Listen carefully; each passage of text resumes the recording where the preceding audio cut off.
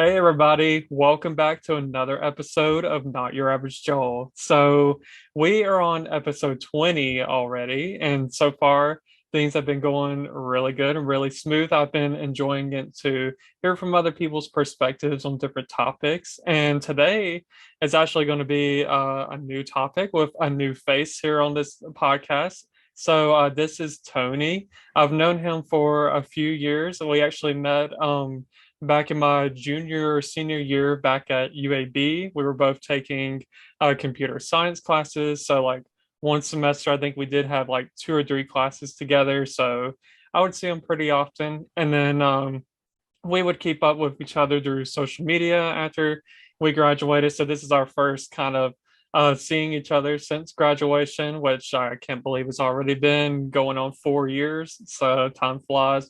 Definitely. So thank you for being here today. Yeah, thanks for having me. Yeah, time's definitely flown by since then. Yeah, a lot has happened. A lot of good things have been happening. A lot of crazy things, and especially one big like change has happened for you, which is going to be kind of like a topic of conversation for today. But before I tell everybody what this topic is about, I'm going to have Tony introduce himself, tell us where he's from, and what he does for a living. Okay, hi everyone. So yeah, as you mentioned, I'm Tony. We went to UAB for a semester or so together. I was actually a transient student from UA, so I actually graduated from UA, but I got a lot of good learning experience at UAB. I actually probably should have gone there. It was a way better school. But the Yeah, I'm originally I'm from Dallas, Texas, but I've been living in Alabama for most of my life now. Um, I currently live in the beautiful Birmingham, Alabama, and I don't hope to change that anytime in the near future.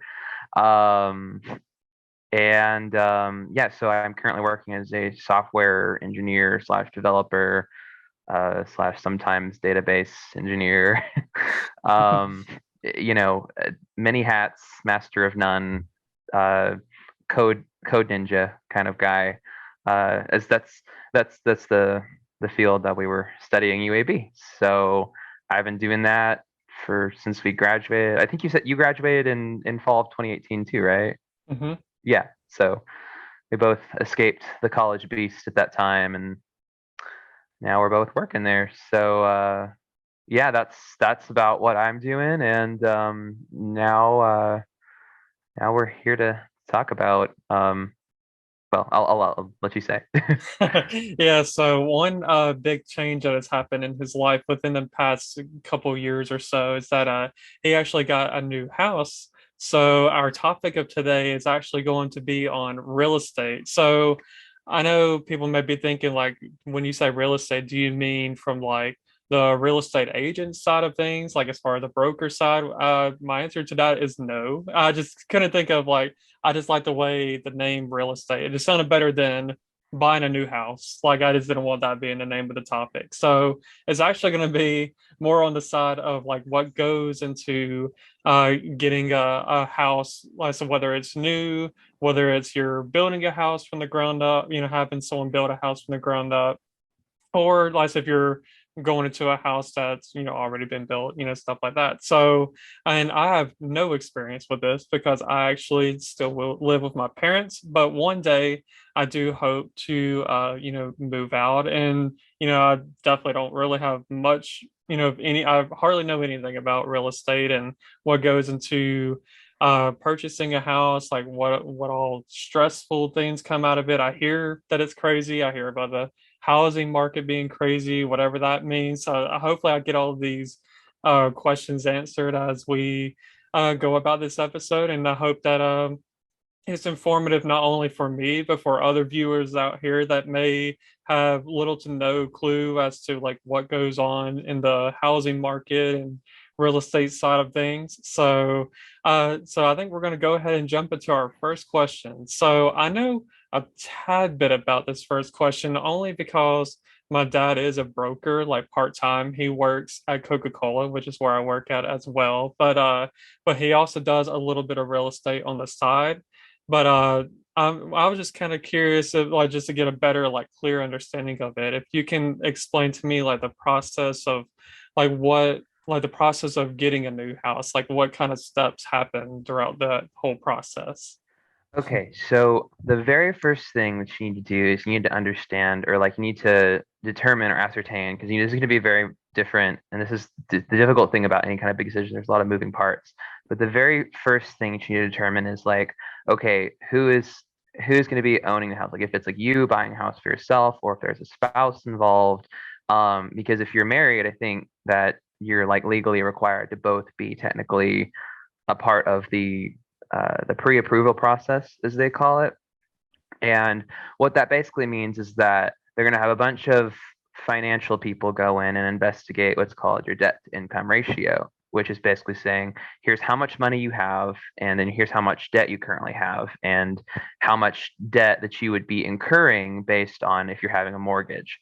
If you just have a couple $100,000 extra in cash lying around, then it'll be easy. You don't have to worry about a mortgage.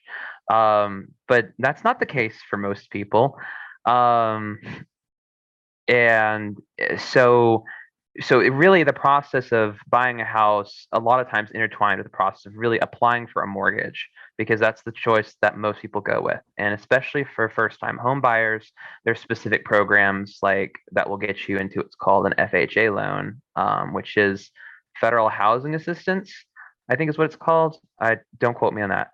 But so I personally have an FHA loan, but the only reason I went with that as opposed to a conventional loan is because that allowed me to get a 3% down payment, because I didn't really have a huge down payment at the time.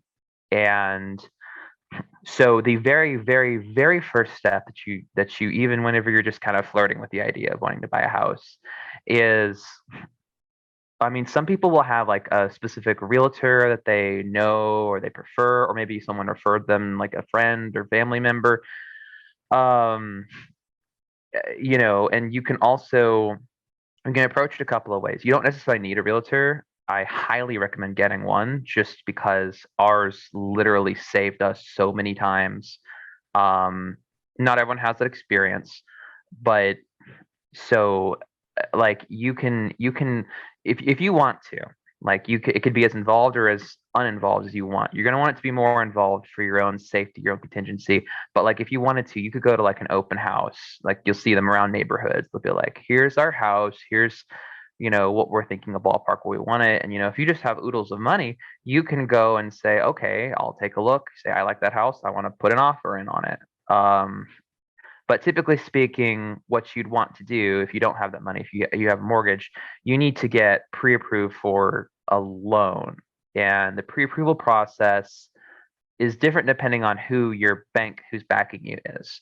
So what we did, which was a mistake, and this might be kind of controversial, but we did not know what we were doing at all whatsoever. We looked at how to get a pre-approved home loan, and the first thing that's going to come up on Google, number one result, apparently the number one preferred, I don't believe them, is Quicken Loans. Um, Quicken Loans, they're one of those fly-by-night, super big platforms that everyone's at least aware of. They're kind of like the Walmart of homeowner mortgage loans. Um, and they so you put in your information, like you give them your phone number, just like some basic stuff, what you're looking for, and they will, if you get some of these companies like this, or like there's usually like a loan agent like waiting to call you, like they will call you within like 5 minutes. It's kind of creepy, um because they want to, they're trying to strike up a deal with you. um and so the first step is technically the pre-approval, which also has what's called the underwriting process. Now, Quicken Loans does things different. They say that they're not truly pre-approving you. They say that they are taking on your word based on what you say you make and what you say your debt to income ratio is, that this is how much they think they could approve you for.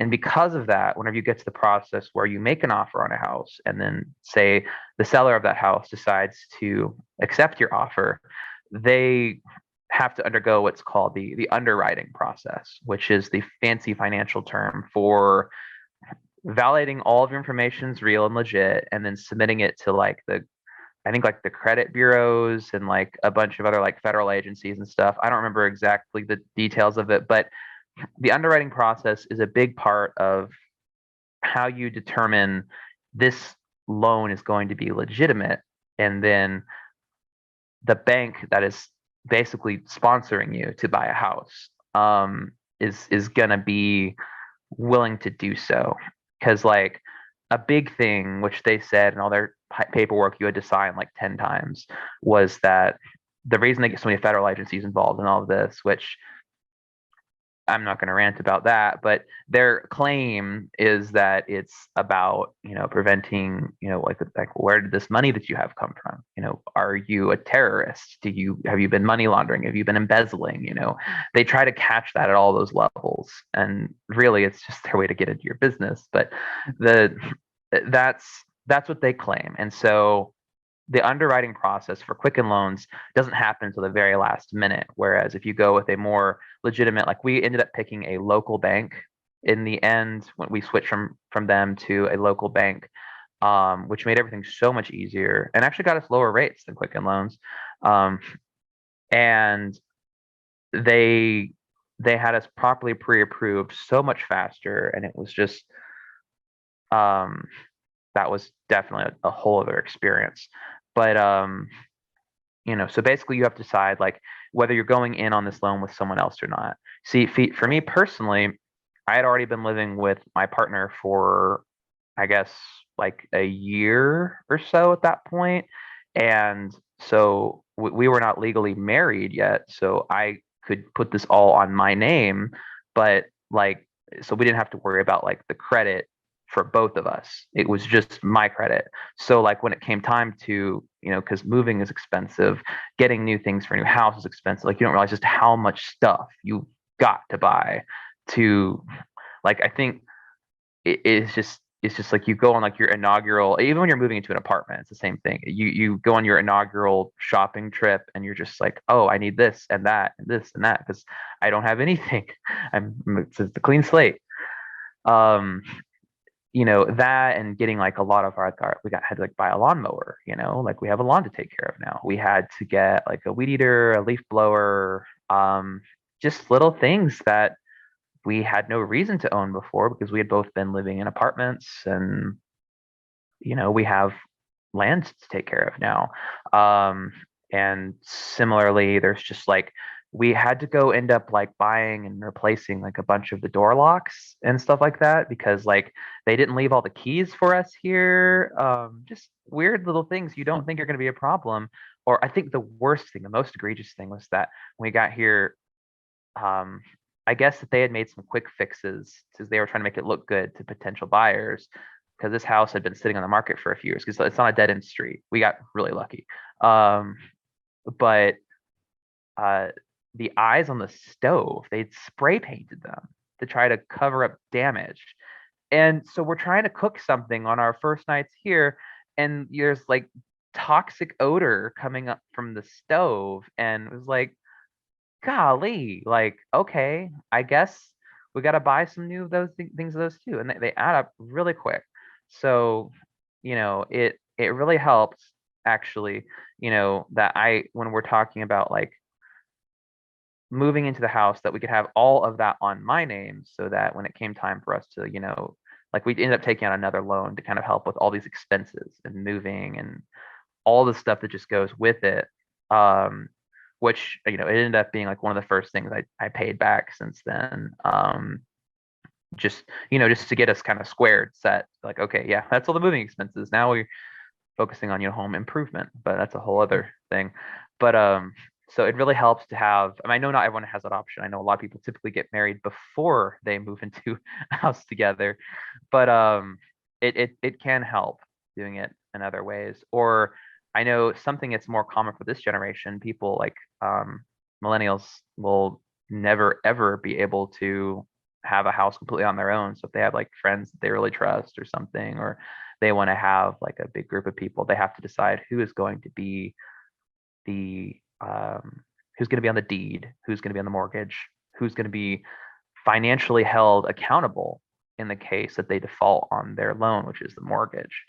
Um, and depending on who you go with, I know there are some people that have like a big thing that was scary and why I originally chose Quicken Loans, why I liked Quicken Loans at first was because they claim to have programs that like account for, because like a lot of people were like losing their jobs. This was like in 2020, people were getting laid off and stuff, and so it was a very high risk time to buy. Um, and so they were like, well, in the case of loss of income, they had like programs that could help you out. But with the bank I ended up going there, I don't think there was actually like that assurance. I think there are programs you can get, but that's like a whole other thing. But like through the actual bank itself, through the actual financer, most of the time, I don't think you're going to get that luxury. Um, and there's usually like red tape and other complicated stuff. And again, it's really complicated when you Mhm. get down to it.